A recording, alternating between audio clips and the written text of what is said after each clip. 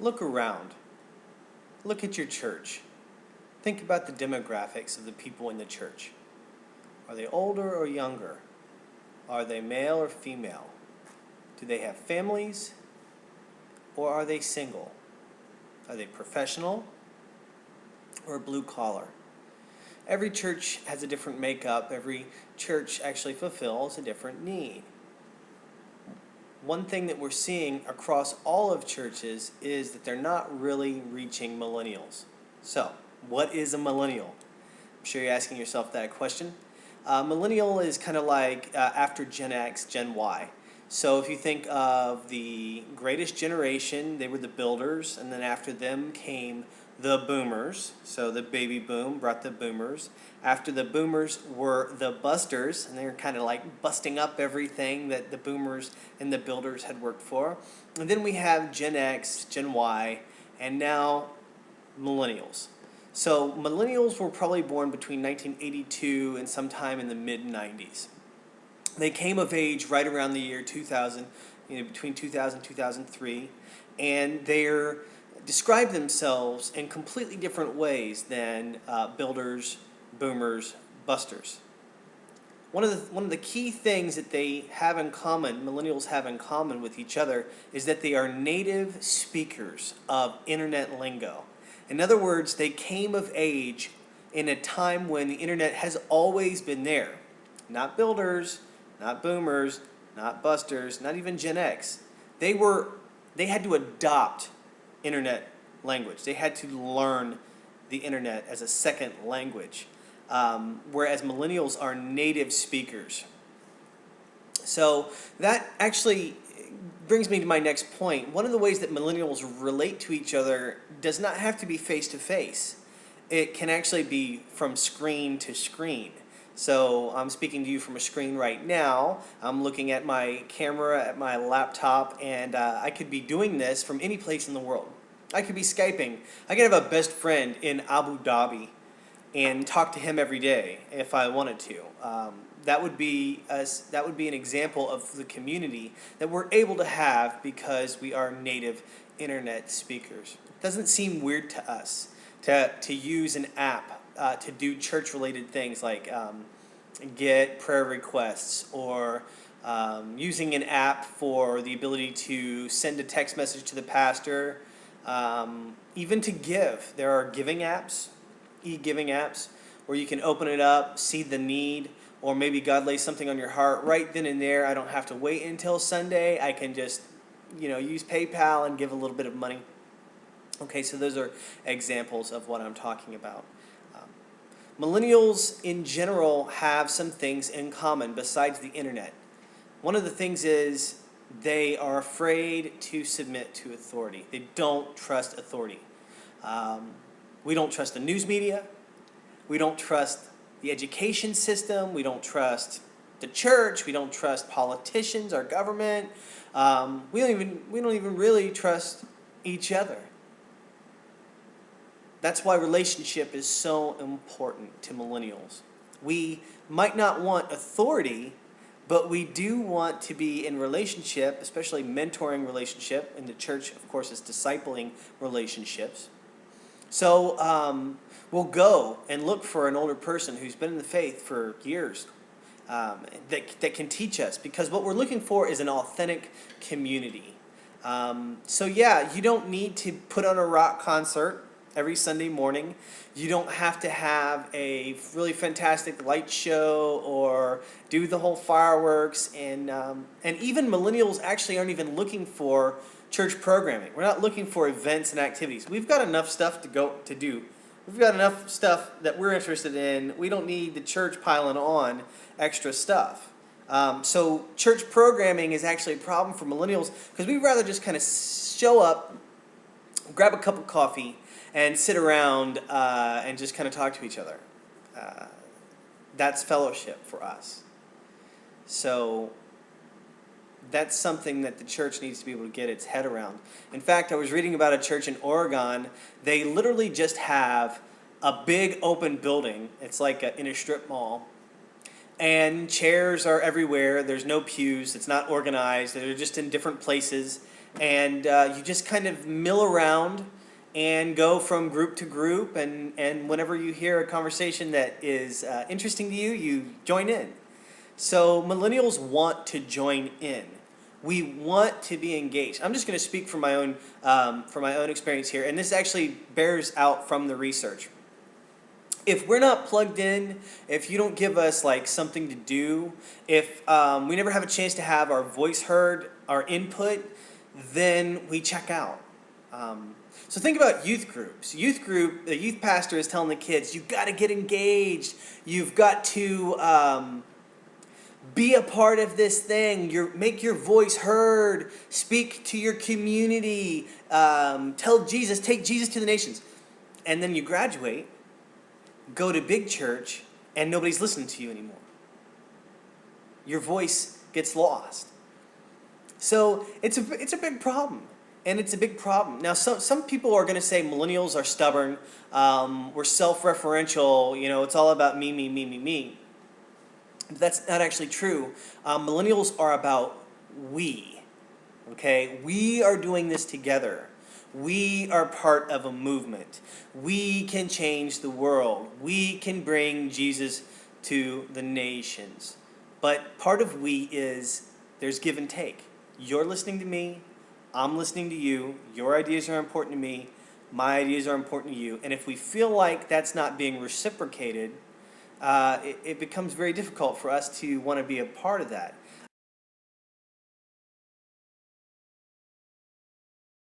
And maybe because of the way that we're raised, by our parents and by our generation of teachers, maybe we do feel like a little more entitled to be and listened to. And so that could be bad.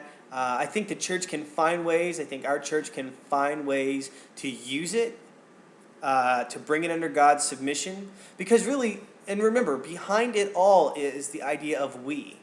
So millennials can get bored. We can become bored of institutional church stuff.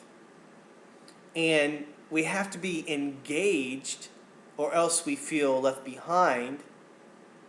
But Jesus can use this. He's looking for people just like me who are almost, 25 to 35 years old, want to serve him, want to give him what he's asking of us, and we feel like maybe church might not be so exciting, but being on mission for Jesus, it's exciting to us.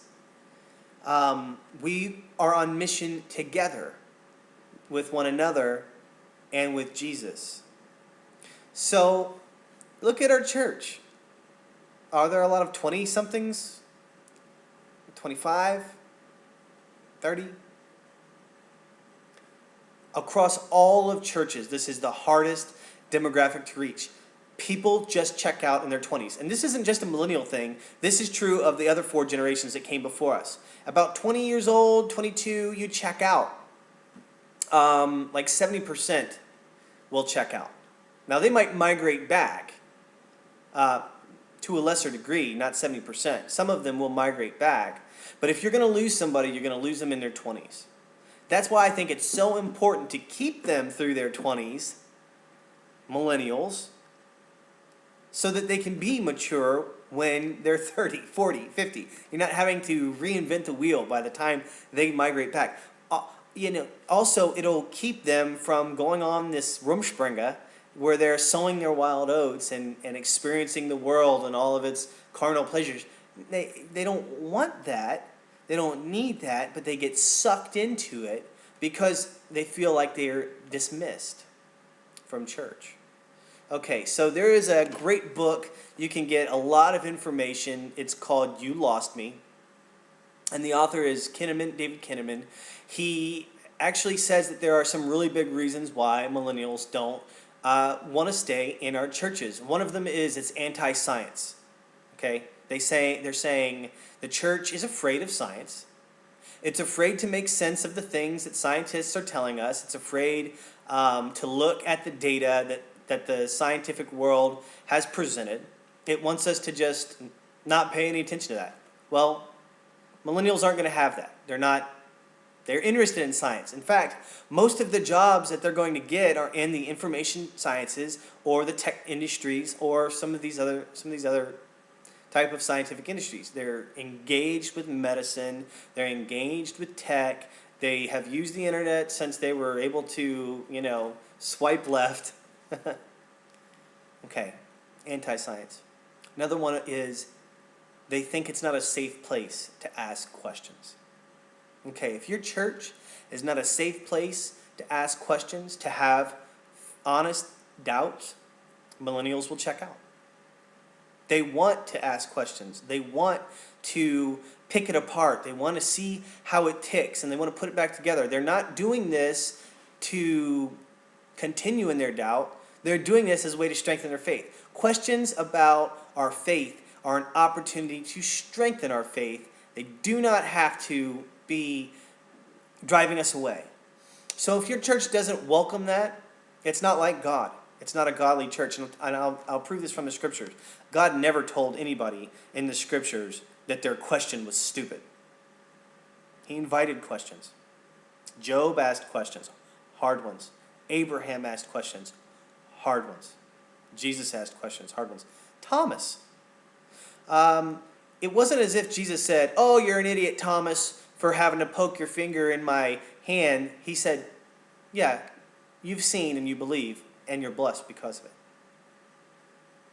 So, Jesus, being the very man of God who is incarnate, does not tell his disciples to stop asking questions. So that's good, because millennials like to ask a lot of questions. They want room for honest doubts. Okay, another one that millennials are afraid of is that the church is too political. Now, it's not that we should not be engaged in policy. It's that we've looked to the privatization of power, especially remember the moral majority and the conservative right-wing conspiracy. So all of those things kind of send shivers down the spine of millennials. We are afraid that you'll use the government, or you'll use power of lording over us to take away our freedoms, to take away our rights. Another aspect of that is the church has sold its soul for votes to a political party. Okay, so millennials are really afraid about that. Millennials don't like it. Don't like the idea that we've been co-opted by a government or by a political party or a candidate. So if your church is not really careful about the way that they present the fact that political issues really are moral and ethical and biblical issues, areas where the Bible and Christian teaching has the right to instruct, then they're going to get weary of that. It's going to make their little spider sense in the back of their neck tingle, and they might not like it. They might not know how to move forward. Okay, so those are a couple ones. He lists a bunch of other ones.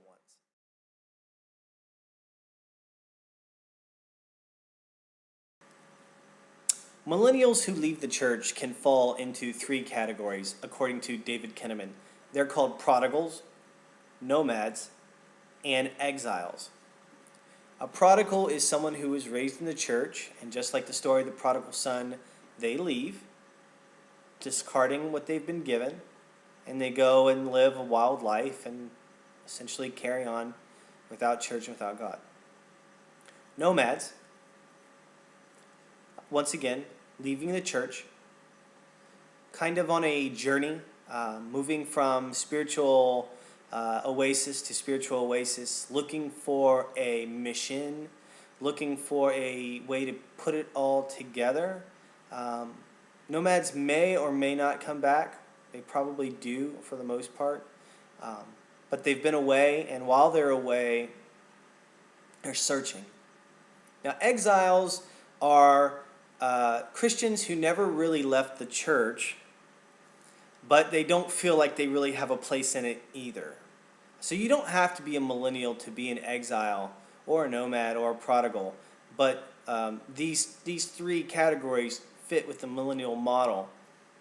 An exile is in the church, but not at home in the church. Somebody who feels like they can't abandon it because it's precious to them.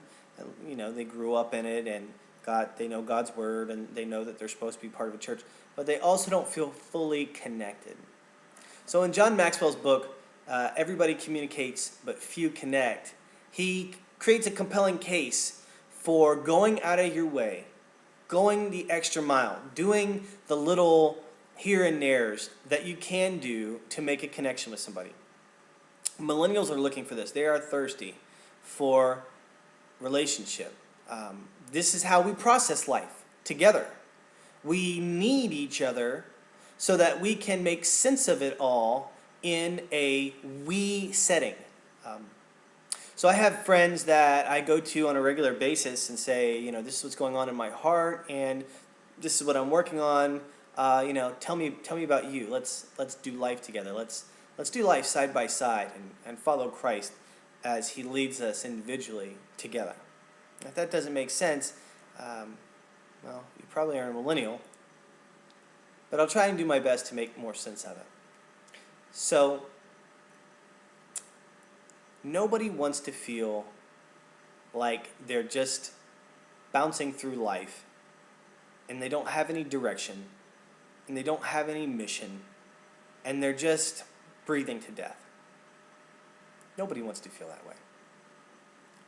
But if you have a tribe, if you have a group that you're huddled with and you have the same passion and the same energy and you can direct it towards the same goal, well, there's something really powerful about that. Isn't that discipleship? Where the older people in the faith who are plugged in, who have figured it out, who have walked the path for years and years and years, look back, grab the hand of somebody who doesn't have it all together and really needs some guidance and helps navigate them and show the way to where they are. Well, if that's what discipleship is, millennials are primed for it, which makes me really excited. Makes me excited because I want to see people my age get serious about Jesus. I want to see them get saved. I want to see them turn into disciple makers. But I also want to see them live out from their authentic, true self. The sincere manifestation of what it means to be walking in joy, humbly before the Lord, doing justice. So this is the cry of the millennial heart. It's one of the reasons why that old codger, Bernie Sanders, was able to capture the imagination of people my age and drove them to vote for him, because he presented a view of the future. He presented a let's all do this together. He presented it's not us against them, it's all of us together working for the common good. And millennials may not be on board for ministry because that sounds kind of dry, but they are primed to be part of a movement. So let's offer them a disciple-making movement where we follow Jesus, and the people who are farther ahead of us bring us along with them and teach us the faith, and we can all finish together the good work that God started in us. It's like Pastor Scott's been saying, our job as believers is to work out what God is working in us.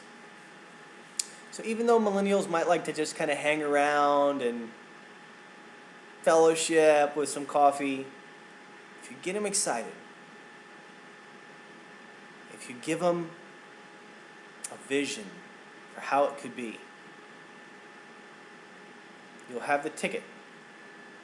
You'll have the key to their hearts, and there isn't anything you won't be able to accomplish with them because God is in it, and they'll be living from their zeal. Romans 12, verse 9. Let your love be sincere. Be zealous. Don't let it be quenched. So that's Millennials in a nutshell. I hope it helped you. I'm Dan Ventrino, godlyculture.com.